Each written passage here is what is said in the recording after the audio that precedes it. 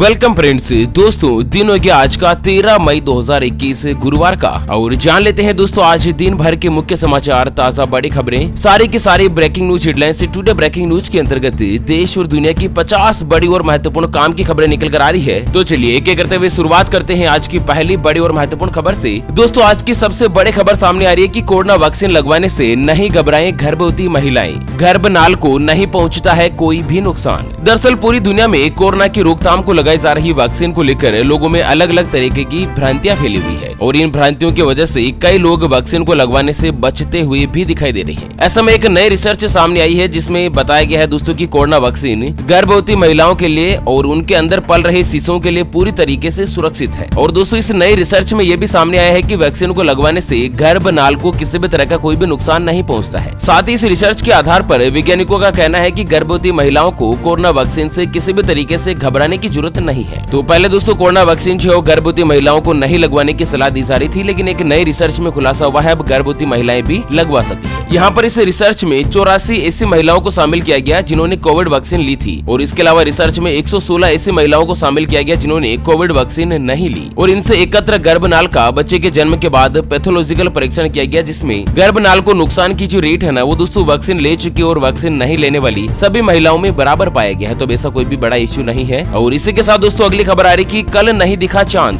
देश भर में शुक्रवार को मनाई जाएगी ईद। तो दोस्तों भारत में ईद जो है वो शुक्रवार को मनाई जाएगी। बुधवार को ईद के चांद का दीदार नहीं होने के कारण अब आज यानी कि गुरुवार को चांद दिखाई देगा और इसके बाद शुक्रवार को ईद मनाई जाएगी। चलिए इसी के साथ दोस्तों भारतीय रेलवे को लेकर बड़ी खबर आ रही है कि इंडियन रेलवे ने अचानक रद्द करी इन रूट्स पर चलने वाली 31 ट्रेनें। तुरंत चेक कर लीजिएगा अभी लिस्ट में नाम। तो दोस्तों असम, पश्चिम बंगाल और बिहार के बीच चलने वाली 31 तरीके की स्पेशल ट्रेनों को भारतीय रेलवे ने रद्द कर दिया है। रेलवे विभाग ने ट्वीट करते हुए बताया कि खराब संरक्षण और ट्रैक के ऊपर मेंटेनेंस कार्य के चलते इन ट्रेनों को रद्द करने का फैसला किया है। तो दोस्तों आप भी अगर ट्रेन में सफर करने की प्लानिंग कर रहे हैं तो एक बार अपने ट्रेन का स्टेटस जरूर चेक कर लीजिएगा। चलिए इसी के साथ दोस्तों अगली बड़ी खबर आ रही है कि दिल्ली हाईकोर्ट का बड़ा फैसला, ऑक्सीजन कंसंट्रेटर सहित सभी मेडिकल उपकरण की कीमत की जाए निर्धारित। जी हाँ, दरअसल कोरोना वायरस के बढ़ते मामलों पर आज दिल्ली हाईकोर्ट में सुनवाई हुई और कोर्ट ने कहा कि दोस्तों कोरोना के इलाज के लिए काम में आने वाले ऑक्सीजन कंसंट्रेटर और दूसरी चीजों की मैक्सिमम कीमत तय की जानी चाहिए ताकि जमाखोरी और कालाबाजारी पर लगाम लगाई जा सके। अभी देश में हालत क्या है ना कि जो रेट मांग ली वही रेट है, क्योंकि दोस्तों ऐसी भी खबरें सामने आ रही है जहां पर रेमडेसिविर या ऑक्सीजन सिलेंडर के 20-20 हजार 50-50 हजार रूपए भी मरीज देने को तैयार है और लोग बाग इसकी फुल कालाबाजारी कर रहे हैं। तो इसी के साथ दोस्तों दिल्ली हाईकोर्ट का एक अहम आदेश भी सामने आया है कि कोरोना मरीजों के लिए फीस को करना होगा रेशनलाइज। यहाँ पर कोरोना के इलाज में काम आने वाली सभी दवाओं की एक निर्धारित कीमत तैयार की जाएगी और उसका आकलन किया जाएगा। और उसी के साथ दोस्तों उत्तराखंड से अगली बड़ी खबर आ रही कि कालाबाजारी को लेकर बड़ा फैसला,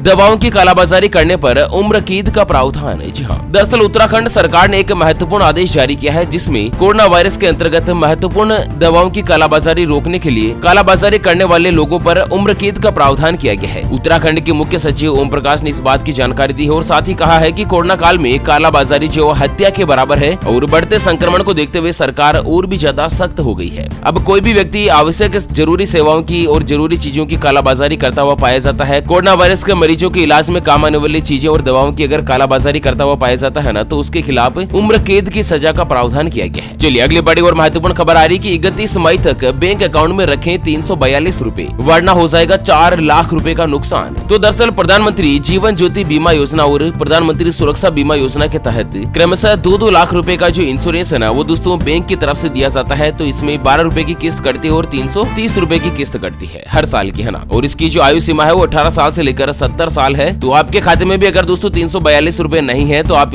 मिनिमम बैलेंस मेंटेन रखिएगा, क्योंकि अगर मिनिमम पैसे नहीं होंगे तो आपको 4 लाख रूपए का इंश्योरेंस का नुकसान हो सकता है। और इसी के साथ दोस्तों अगली खबर आ रही है कि क्या बंद हो चुका है 2000 रूपए का नोट, सरकार छाप नहीं रही, एटीएम से निकल नहीं रहे। जानते हैं आखिर क्या है इसके पीछे का पूरा मामला। दोस्तों अब आप एटीएम से पैसा निकालने चाहते हैं तो क्या आपको 2000 रूपए का नोट मिलता है? आप में से ज्यादा लोगों का जवाब होगा कि नहीं, और आप सोचते होंगे कि कहीं 2000 का नोट बंद तो नहीं हो गया या होने वाला तो नहीं है। अगर आपके मन में भी इसको लेकर कोई संशय है तो आइए आपको पूरी डिटेल बताते हैं कि आखिर मामला क्या है। दरअसल आपको बता दें सरकार ने साफ कर दिया है कि वो अब 2000 रूपए के नोट की छपाई नहीं कर रही है। मार्च महीने में वित्त राज्य मंत्री अनुराग जी ठाकुर ने लोकसभा में जानकारी दी थी कि पिछले 2 साल में 2000 के नोटों की छपाई बिल्कुल भी नहीं हुई है, और आरबीआई ने भी मान लिया है कि 2000 रूपए के नोट नहीं छप रहे हैं। तो इसी के मद्देनजर एटीएम से 2000 के नोट गायब हो चुके हैं। हालांकि नोट बंद होने से ऐसी कोई भी प्लानिंग नहीं है दोस्तों गवर्नमेंट की, केवल मात्र 2000 रुपए के नए नोट की छपाई बंद कर दी है। और वहीं दोस्तों लखनऊ से अगली खबर आ रही है, अब घर पर ऑक्सीमीटर और थर्मामीटर होगा तभी हो पाएंगे होम आइसोलेट, नई गाइडलाइंस हो चुकी है जारी। तो दरअसल उत्तर प्रदेश की राजधानी लखनऊ में बढ़ते कोरोना संक्रमण के बीच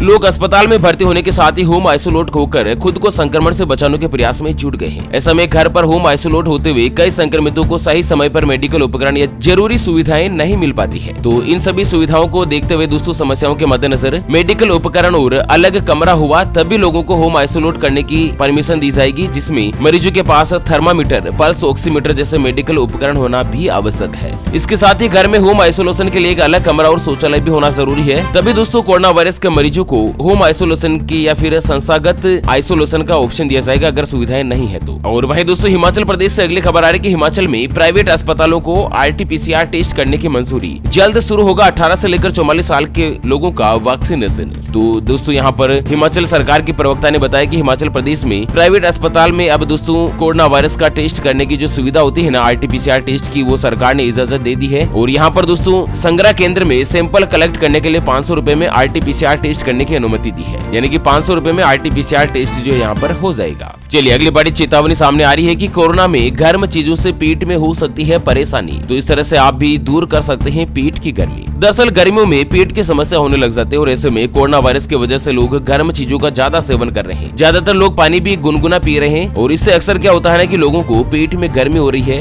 अगर पेट में आपके भी गर्मी है तो इसके लक्षण क्या है मैं आपको बता दूं। मुंह में खट्टा पानी आता है, खाना खाने के बाद खट्टी डकारी आती है, उल्टी या घबराहट जैसी महसूस होती है, गले में जलन और पेट फूलता है, सांस लेने में दिक्कत होती है, छाती में जलन होती है और सिर में दर्द होता है, पेट में गैस वगैरह कब्ज वगैरह बनी रहती है। तो दोस्तों पेट की गर्मी को कैसे शांत करना है, तो यहाँ पर आप दोपहर के खाने में लस्सी खा सकते हैं, दही खा सकते हैं, सही समय पर आप नाश्ता करें और दोस्तों कोशिश करें कि इस गर्मी के मौसम में हल्का और सादा खाना खाएं, खाली पेट गुनगुना पानी भी पिएं और दिन भर खूब पानी पीते रहें, जिससे आप इस समस्या से छुटकारा पा सकते हैं। और वहीं दोस्तों अगली खबर आ रही है कि कोरोना संकट में सरकार का बड़ा फैसला, अब पहचान पत्र के बिना भी लगेगी कोरोना की वैक्सीन। तो यहाँ पर उड़ीसा से बड़ी खबर है कि उड़ीसा में कोरोना वायरस की जो वैक्सीन है ना वो बिना आइडेंटिटी कार्ड यानी कि बिना पहचान पत्र के भी लग सकेगी। अच्छा बिहार से अगली खबर है कि बिहार में मौत का आंकड़ा छुपाए तो होगी कार्यवाही, कच्चा बिल बनाने वाले अस्पताल पर होगा मामला दर्ज। तो कोरोना के मरीजों की मौत छुपाने स्वास्थ्य विभाग और जिला प्रशासन को इसकी जानकारी नहीं देने और फीड करने पर सिविल सर्जन की ओर से सख्ती दिखाई गई है। ऐसे में अगर कोई भी हॉस्पिटल अगर मौत का आंकड़ा छुपाता है तो उसके खिलाफ कार्यवाही की जाएगी। चलिए पश्चिम बंगाल से अगली खबर है कि पश्चिम बंगाल विधानसभा में 2 बीजेपी के नवनिर्वाचित एमएलए का इस्तीफा, केंद्रीय नेतृत्व ने इस कारण लिया बड़ा फैसला। तो पश्चिम बंगाल विधानसभा चुनाव में हाल ही में दोस्तों बीजेपी ने 77 सीटों पर जीत हासिल करी थी ना, तो अब उसके जीती हुई कुल सीटों की संख्या घटकर मात्र 75 हो चुकी है। दरअसल अभी जो नए निर्वाचित हुए विधायक ना उनको शपथ दिलाई तो जा चुकी है, लेकिन इससे खबरें सामने आ रही है कि बीजेपी के जो 2 विधायक हैं जिन्होंने विधानसभा से अपना त्याग पत्र दे दिया है। दरअसल शांतिपुर के जगन्नाथ सरकार और दीनहाटा सीट के बीजेपी विधायक नीतीश प्रमाणिक के विधायक पद छोड़ने की खबर सामने आ रही है। बीजेपी से उन्होंने इस्तीफा दे दिया है और साथ ही दोस्तों दोनों को सांसद के रूप में काम करने का निर्देश मिला है, जिसके बाद दोनों विधायकों ने अपने पद से इस्तीफा दे दिया है। चलिए अगली खबर में जान लेते हैं दोस्तों आज के मौसम समाचार। तो अगले 3 से 4 दिनों में भारत के कई हिस्सों में बारिश और तूफान की संभावना।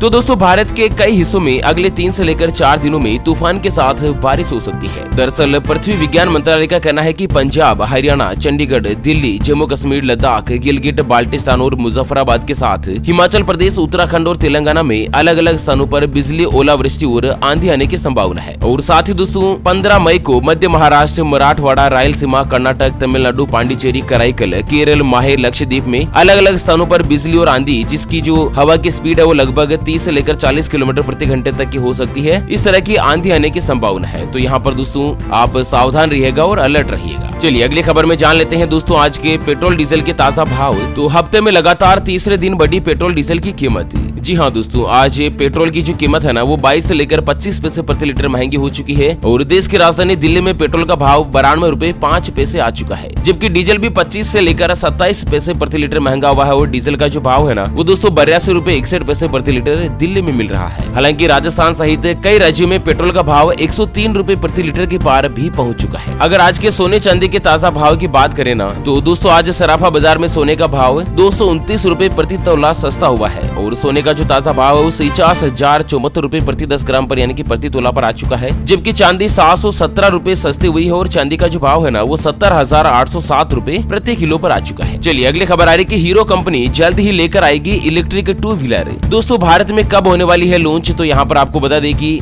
भारत देश में मोदी सरकार लगातार इलेक्ट्रिक वाहन को प्रमोट कर रही है और इसका असर भी अब दिखने लगा है। दरअसल हीरो कंपनी इलेक्ट्रिक व्हीकल को साल 2022 में लॉन्च कर देगी। हालांकि कंपनी ने साल 2022 में किस महीने में इस इलेक्ट्रिक मोटरसाइकिल को लॉन्च करेगी इसकी कोई प्लानिंग पूरी डेट वगैरह नहीं दी है, लेकिन 2022 के अंदर अंदर दोस्तों हीरो कंपनी की जो बाइक है ना वो सामने आ जाएगी। और वहीं अगली खबर आ रही कि गंगा में महाजाल, नदी में शव प्रवाह पर लगी रोक। यूपी और बिहार के घाट पर लगा पुलिस का पहरा। तो अभी हाल ही में 1-2 दिन पहले जो खबरें सामने आई थी ना कि गंगा नदी के तट पर दोस्तों कोरोना मरीजों की लाशें बहती हुई पाई गई थी। ऐसे में दोस्तों उम्मीद जताई जा रही थी कि लोगों को अंतिम संस्कार करने के लिए जगह नहीं मिली या लकड़ियां नहीं मिली या कुछ गरीब तबके के लोग हैं जिनको अंतिम संस्कार की व्यवस्था नहीं बैठी ना, तो उन्होंने दोस्तों अपने मृतकों के जो शव है ना वो गंगा नदी में प्रवाहित कर दिए। कई सैकड़ों संख्या में शव देखे गए थे। तो इसको लेकर सरकार ने आदेश जारी किया है कि नदी में शव प्रवाह पर रोक लगा दी गई है और नदी के घाट पर पुलिस का पहरा लागू कर दिया गया है। चलिए कर्नाटक से बड़ी खबर आ रही कि कर्नाटक में 18 साल से लेकर 44 साल तक के लोगों का वैक्सीनेशन प्रोग्राम बंद हो चुका है। राजस्थान से बड़ी खुशखबरी है कि राजस्थान सरकार ने कोरोना मरीजों के लिए निःशुल्क शुरू करी एम्बुलेंस की सुविधा। मरीजों को होगा बड़ा फायदा।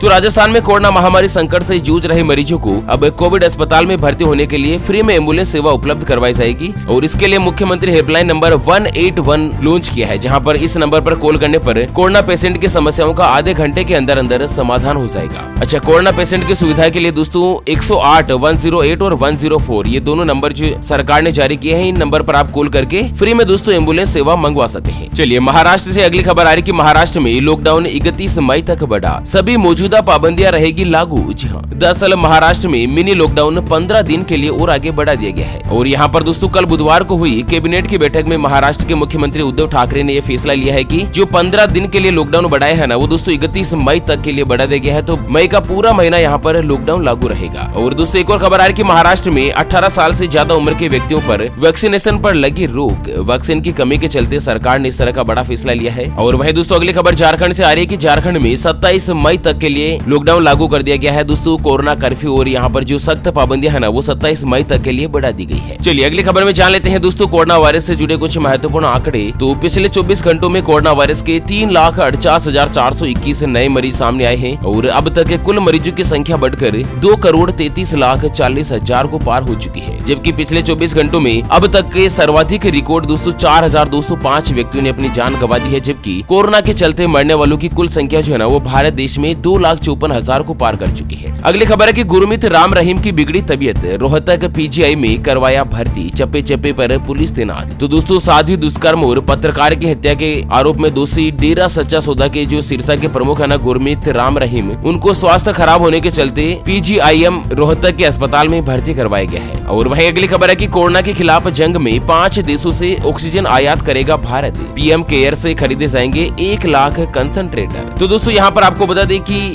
गृह मंत्रालय ने भारत देश में एक बड़ा फैसला लिया है। सरकार 5 देश जिसमें महत्वपूर्ण क्या है कि यूएई, कुवैत, फ्रांस, सिंगापुर और बहरीन देश से दोस्तों ऑक्सीजन आयात की जाएगी। और इसी के साथ पीएम केयर्स फंड से 1 लाख ऑक्सीजन कंसंट्रेटर भी खरीदने का प्लानिंग हुआ है। तो देश में जिस तरह से ऑक्सीजन की जो किल्लत महसूस हो रही है ना वो जल्द से जल्द दूर की जा सके, इसको लेकर सरकार ने फैसला किया है। और वहीं अगली खबर है कि राज्यों के द्वारा खरीद के लिए वैक्सीन के सिर्फ 2 करोड़ खुराक, केंद्र ने तय कर लिया कोटा। तो केंद्र सरकार के द्वारा सुप्रीम कोर्ट के समक्ष वैक्सीन वितरण का फॉर्मूला शेयर किया गया है और इसके मुताबिक राज्य सरकारों को 18 साल से लेकर 44 साल की आयु वर्ग की आबादी के लिए मई में करीब 2 करोड़ खुराक दी जाएगी। यानी कि हर एक राज्य को लगभग 2 करोड़ वैक्सीन की जो खुराक है ना वो मई महीने में दी जाएगी। तमिलनाडु से अगली खबर है कि कोविड ड्यूटी में जान देने वाले डॉक्टर्स और फ्रंट लाइन वर्कर्स के परिवार को 25-25 लाख रुपए का मुआवजा दिया जाएगा। तमिलनाडु सरकार ने इस तरह का एक बड़ा फैसला लिया है। चलिए कोरोना काल में दोस्तों लॉकडाउन के अंतर्गत सरकारी नौकरी को लेकर बड़ी खबर आ रही है कि सिविल इंजीनियर के लिए कई पदों पर निकली है नौकरियां, आप भी कर सकते हैं आवेदन। तो दोस्तों रेलवे की तरफ से भर्तियां निकली है, आप रेलवे की वेबसाइट पर भर्तियों के बारे में डिटेल देख सकते हैं। और वहीं दोस्तों अगली बड़ी खबर जो सामने आ रही है कि स्पाइस जेट कंपनी ने एक बड़ा फैसला लिया है। 17 मई से कंपनी की तरफ से सभी कर्मचारियों को कोरोना वायरस की वैक्सीन लगवाई जाएगी। कंपनी अपने खुद के खर्चे पर करेगी। और वहीं दोस्तों अगली खबर जो सामने आ रही है, फिल्म अभिनेता सोनू सूद ने में फ्रांस से मंगवाए ऑक्सीजन के प्लांट्स जल्द पहुंचेंगे भारत। तो दोस्तों कोरोना काल में पिछले साल से अगर कोई सच में हीरो बनकर लोगों के सामने आया है ना, तो वह एकमात्र चेहरा है दोस्तों बॉलीवुड एक्टर सोनू सूद, जिन्होंने हजारों लोगों की मदद करी है। और सोनू सूद जो है दोस्तों पिछले साल से ही हजारों लोगों के लिए मसीहा बने हुए हैं, और इस बार भी ऑक्सीजन के लिए तड़पते लोगों के लिए दोस्तों उन्होंने चाइना से मदद मांगी, और अब उन्होंने देशवासियों की मदद के लिए फ्रांस से भी ऑक्सीजन के प्लांट्स मंगवाए हैं, जो कि जल्द ही भारत देश में आने वाले हैं। दोस्तों अभिनेता सोनू सूद के इस महान पेशकश के उपलक्ष्य पर इस वीडियो पर एक लाइक तो बनता ही बनता है। वैसे दोस्तों आपका सबसे पसंदीदा फेवरेट हीरो कौन सा है, एक बार हमें वीडियो के नीचे कमेंट बॉक्स में जरूर बताएगा। मेरा सबसे पसंदीदा हीरो दोस्तों सोनू सूद ही है, आपका कौन सा है? ओके फ्रेंड्स, और इसी के साथ हमेशा की तरह अंत में एक नजर डाल लेते हैं आज के माइंड क्विज यानी कि गिवे वाले सवाल की तरफ। तो दोस्तों आज का माइंड क्विज वाला सवाल आप स्क्रीन पर देख पा रहे हैं। भारत देश की आर्थिक राजधानी कहाँ पर है? जी हाँ दोस्तों दोबारा सुन लीजिएगा, भारत देश की आर्थिक राजधानी कहाँ पर है? ऑप्शन ए नई दिल्ली, ऑप्शन बी मुंबई। तो फटाफट से लिखना है क्वेश्चंस का सही जवाब इस वीडियो के नीचे कमेंट बॉक्स में, और हाँ सही जवाब देने वाले किसी एक खास कमेंट्स को सेलेक्ट किया जाएगा हमारी ओपीएस न्यूज टीम की तरफ से, और उसे दिया जाएगा JBL कंपनी का एक शानदार ब्लूटूथ स्पीकर।